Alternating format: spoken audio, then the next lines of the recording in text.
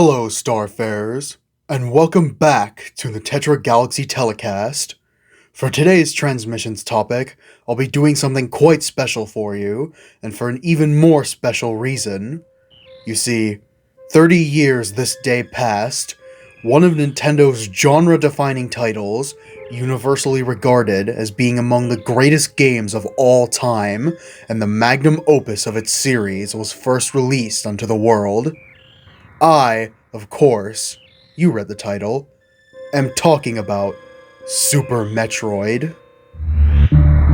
Debuting in Japan on March 19th, 1994, the game has garnered global acclaim and has formed a legacy around its long-standing quality and the speedrunning community it's formed, among other things.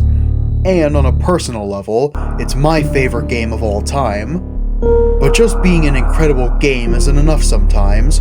Far from it. And so, in honor of the 30th anniversary of my favorite game of all time, I'll be recreating my very first broadcast, asking whether Super Metroid should be in the Video Game Hall of Fame. If you've seen the original, the script is mostly unaltered, so I won't blame you for tuning out. However, if you haven't seen the original Telecast 1, or if it was just so nice you had to see it twice, then I would be honored if you would join me as I set out on my first quest once more, making the case for whether or not Super Metroid should be in the Video Game Hall of Fame.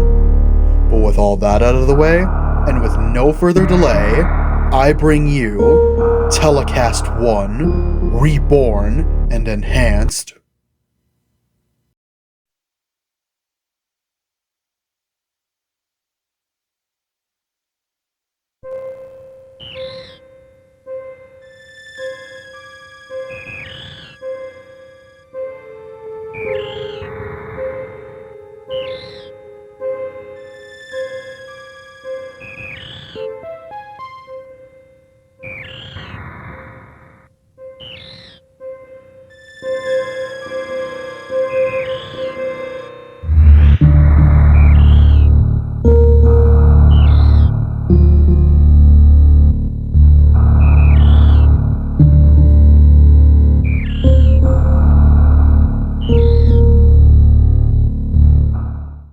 Hello, Starfarers. Welcome to the Tetra Galaxy Telecast.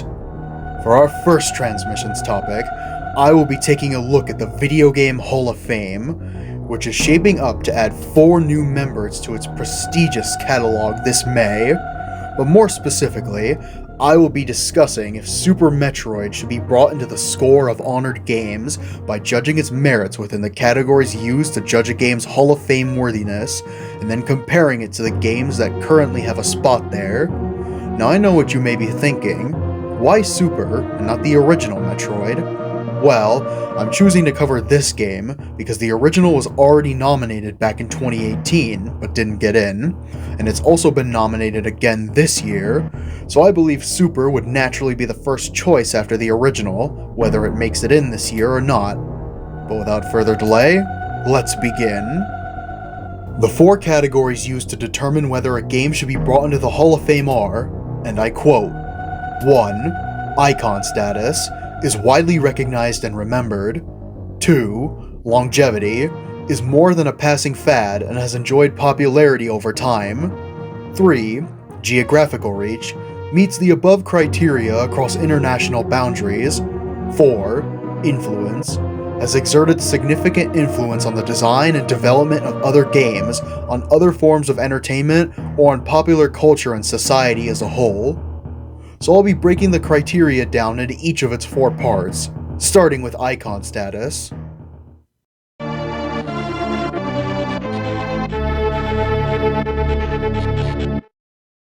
In my eyes, Super Metroid should undoubtedly pass this category. I think it's safe to say it's among the most iconic games for the Super Nintendo, alongside Super Mario World, The Legend of Zelda: A Link to the Past, and Donkey Kong Country. Google seems to agree with me. Just look up most important SNES games, and those are the 4 games that pop up first. And at that, Super Metroid appears before even Zelda or DKC. It also tracks on Google as the 4th result for best SNES games, 8th result for most popular SNES games, and 5th result for most famous SNES games. Even moving beyond its home console, it's one of only 51 games, and yes, considering all the games that have been made, 51 is not a lot, to appear when searching for greatest games of all time, up there with games that have outsold it by orders of magnitude. Metroid Prime is also on that last list, and trust me, that'll be important later. Speaking of greatest games of all time, Super Metroid is very regularly in that discussion. It was voted the 5th greatest game ever made on IGN's most recent Top 100's game list, which was updated just 1 month ago on February 2nd, 2024, and was number 4 on their 2019 list. It also ranked 3rd in 2003, 10th in 2005, 7th in 2007, and 6th in 2008, all showing its long-standing status as one of the best games ever made. IGN may fall under fire for many of their malign practices, mainly stealing, but besides those issues, it's undeniable that a major game site holding one game in such high regard for so many years is indicative of its sustained popularity. All of this pairs nicely with its initial critical reception, as upon release it reached critical acclaim across the board. Just look at this chart and you'll see what I mean. I could go on and on about its innumerable entries into the top 10s and top 5s of list after list, but I think you get the point by this point. Super Metroid is one of the most revered games ever made, and has been held to such high regard from as far back in the past as it's existed, to the very moment in time that you hear this transmission. Even off of major news outlets, many individuals would claim the game as their personal favorite of all time. Even making a simple social media post like I did here, asking if it's the greatest game ever, several take to claiming that it is. Of course, others disagreed, bringing up other fantastic games that they believe hold that title. Metroid Prime was one of those games that got mentioned as being the true king of games, and again, this will be important later. The point I'm trying to make, though, is that if I can make a simple social media post asking if anyone believes the game is the greatest of all time and garner hundreds of responses and upvotes each, with several of those responses being a clear yes, then it's clearly still in the public conscience as a GOAT of gaming. Lastly, for what it's worth, once again, it's also my personal favorite game of all time, and I think it's the greatest game of all time, which in part is why I've made this broadcast. But enough about me. I think it's time I bring your attention to the next category: longevity. The last Metroid is in captivity. The galaxy is at peace. The next category would be longevity, which I also think Super Metroid clears with ease. The game is still very active today, spearheaded by a very large and dedicated speedrunning community. The game sits at number 6 all-time on GamerRanks for most submitted speedruns at 10,132 as of December 6, 2021, over the likes of its Super Nintendo brethren Super Mario World and A Link to the Past. On speedrun.com, Super Metroid sits at number 18 all-time with 12,446 runs, a site which updates regularly. That's all without mentioning Super's stellar track record at AGDQ, where it's been well known for being the headline and highlight of the event, with the choice to save or kill the animals at the end of the game drawing in hundreds of thousands of dollars in donations to decide their fate, including this famous clip. Someone donated $10,000 right at the end. Going back to Google, it also appears as the top result when searching for most famous AGDQ games, even over the likes of the world-renowned Pepsi Man. Okay, I just thought it was funny that Pepsi Man showed up there at number 2. Anyways, beyond speedrunning, the game has been ported to the Virtual Console for Nintendo's last 4 systems in a row, being the Wii, 3DS, Wii U, and Switch, cementing itself as a staple of Nintendo's library. Super Metroid is also still cited as the best game in the franchise by many Metroid fans, like the aforementioned social media post showed, and many outside the community as well, which of course I mentioned earlier with its placement at or near the top of all-time games list. Many references to honor the Titan title have been made too. For instance, the Edacoons, a friendly species that teaches Samus how to wall jump in Brinstar's green area, were referenced in Jedi Survivor, which came out just 10 months ago as of this broadcast.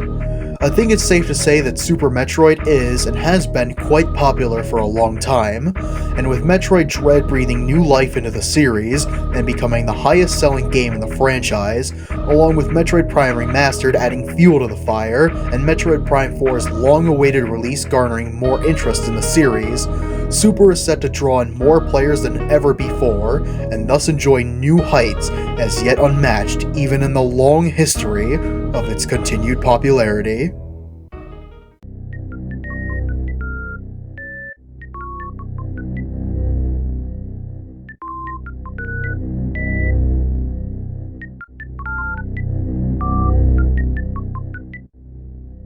Now, to be completely fair, the strong don't exactly highlight their requirements for geographical reach in big neon lights, so I'm not entirely sure if Super Metroid would clear this category. With that being said, I'll wager my bets that the game meets the necessary requirements, having been released in at least North America, Europe, and Japan. North America is host to 23 countries, Europe 44, and Japan, well, it's Japan, it's just a country. By releasing in those three regions, Super Metroid should have released in at least 68 countries, not counting any of its Virtual Console ports, which should be enough for the game to meet the Hall of Fame's requirements.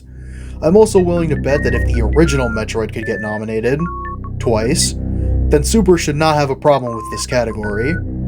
This is a little speculative without knowing strict guidelines to adhere by, but having been released in as many countries as it did, and knowing the first Metroid could be nominated, I think this category is a non-issue either way.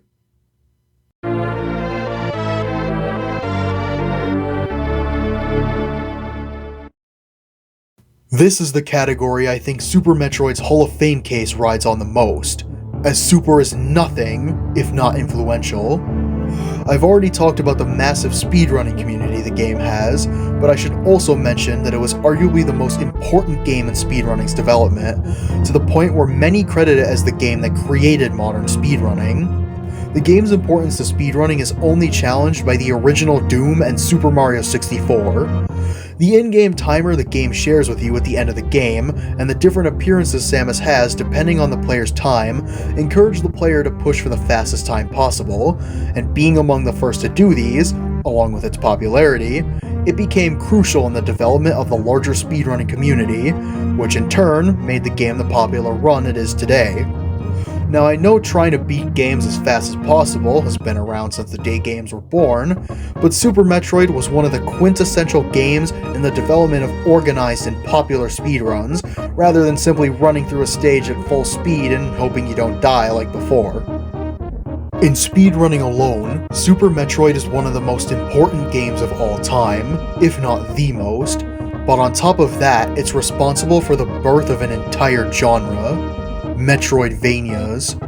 The genre was made due to Super Metroid's massive critical success and the many fans who adore the game's level design and atmosphere.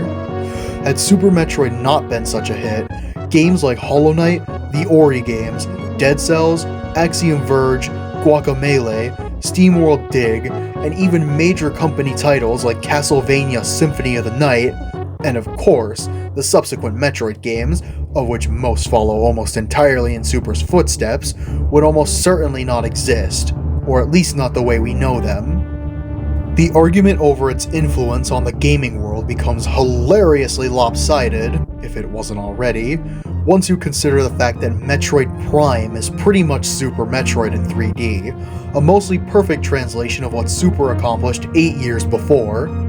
In its own right, 2002's greatest societal advancement has inspired a multitude of massively popular games, including, but not limited to, the Dark Souls franchise, the modern Doom games, and EA's Jedi duology, the last of which contain the aforementioned Edacoon reference. My line of reasoning is very simple. Without Super Metroid, Prime wouldn't exist, or at least not in its current form. And without Prime, the Souls games, modern Dooms, Jedi games, and other unlisted titles wouldn't exist in their current state today either. So, by being arguably the most important game in the history of speedrunning, creating an entire genre near single-handedly, and inspiring countless touted titles like Hollow Knight, Symphony of the Night, Metroid Prime, and by proxy games like Dark Souls, and many, many, many more, Super Metroid's influence has extended beyond its life and etched itself in history. With the 4 categories cleared, I think some quick comparisons to its competition are in order. Seeing as I've laid out the reasons for why Super Metroid easily passes the parameters needed to get into the Hall of Fame, I'm going to quickly compare the games already inducted to Super Metroid and give my verdict on whether or not the game currently in the Hall deserves its spot over our Chozodian challenger. I'll be splitting the 40 inducted games into 4 tiers, with Tier 1 being games that definitively deserve to be in over Super Metroid, Tier 2 being games Super Metroid is on par with in their Hall of Fame worthiness, and Tier 3 being games Super Metroid should definitely be in over. Tier 0 is reserved for PC games, because I don't really know enough about PC games' history and influence to reach a good faith verdict. With that said, some games are absolute Tier 1s. Even I'm not going to argue that Super Metroid deserves to get in over Super Mario Bros. The others that deserve to be in over Super Metroid fairly definitively to me would be Doom 1993, The Legend of Zelda, Pac-Man, Minecraft, Donkey Kong, Pokemon Red and Green, Tomb Raider, Pong, The Legend of Zelda Ocarina of Time, and Sonic the Hedgehog. After that, Super is at least comparable to the remaining titles, but I wouldn't say it has a definitive leg up on or below 2 of the newest additions, being The Last of Us and Wii Sports, and it's also in the same range as Mortal Kombat, Miss Pac-Man, Space Invaders, Dance Dance Revolution, GTA 3, Super Mario Kart, John Madden Football, Final Fantasy VII, Halo Combat Evolved, Street Fighter II, and Tetris. That leaves Tier 3, which consists of Barbie Fashion Designer, Computer Space, Space War, Centipede, Animal Crossing, and Microsoft Solitaire, of which most are only here because of some gimmick, and the others just aren't as deserving of their spot as Super Metroid is. And yes, for those of you that saw the original Telecast one, I did move Tetris from Tier 3.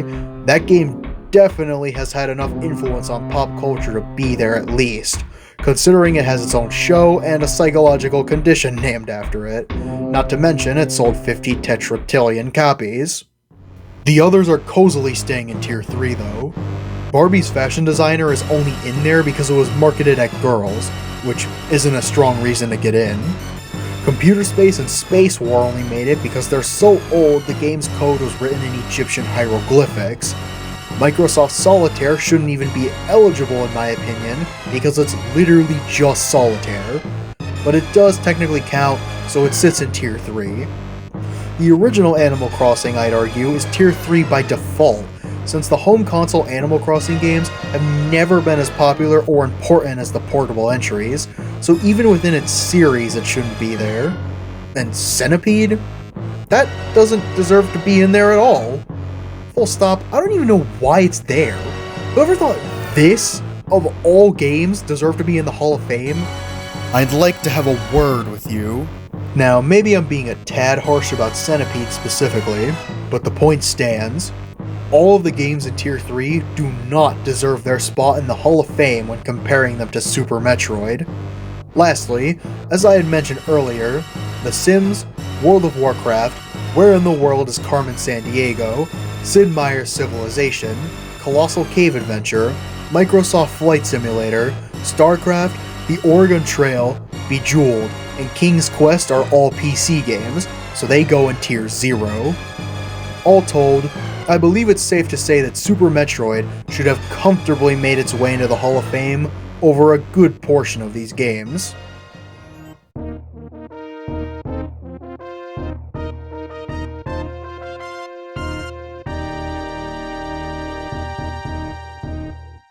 All in all, I think Super Metroid has a star-studded resume all around.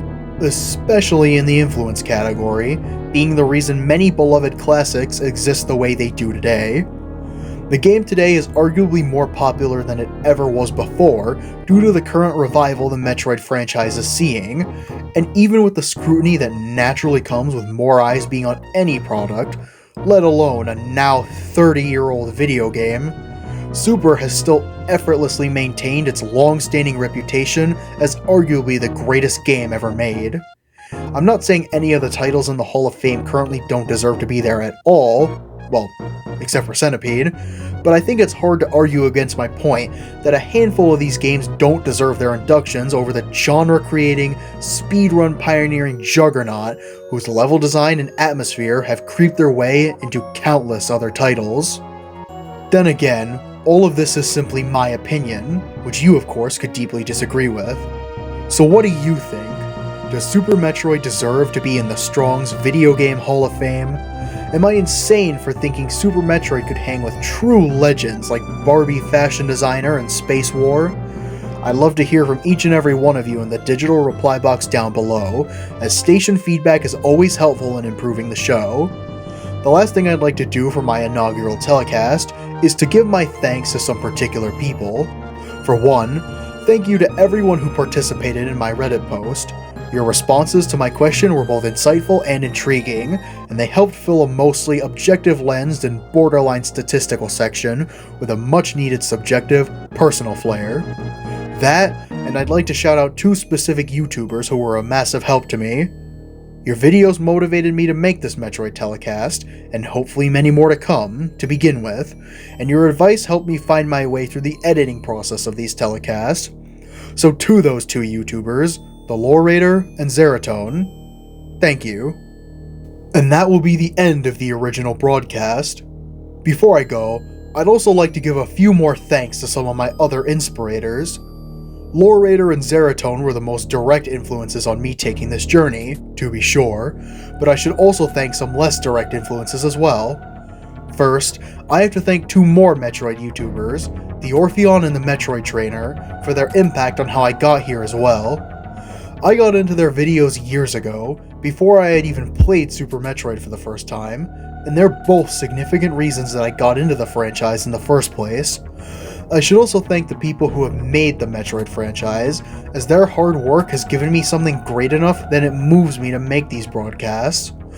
Lastly, I thank the bone at the base of my spine for fracturing back in November 2022 during a football game. That injury created the perfect storm of free time and boredom that led me to this endeavor, combined with the aforementioned factors, of course. And while not necessarily a thanks, I'd like to shout out all the people that make Metroid content.